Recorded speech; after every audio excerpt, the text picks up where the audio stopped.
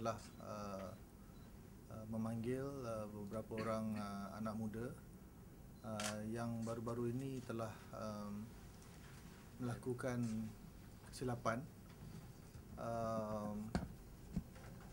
memanjat mercu tanda Bandaraya Ipoh sebagaimana yang telah viral di media sosial dan juga media perdana.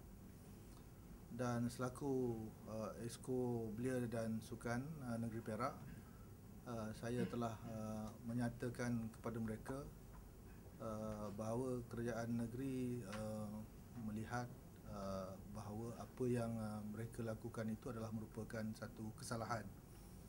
Kita perlu tegas bahawa kesalahan adalah merupakan kesalahan, tetap merupakan kesalahan.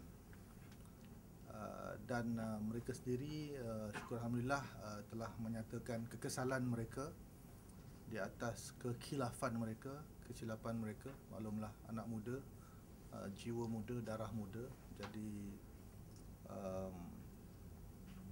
kadang-kadang mereka terlanjur melakukan perkara-perkara yang salah, walaupun niat mereka hanyalah semata-mata untuk meneruskan minat mereka, iaitu mereka ini memang merupakan climbers.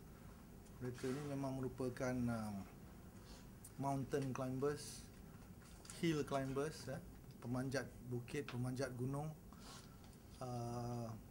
dan juga rock climbers.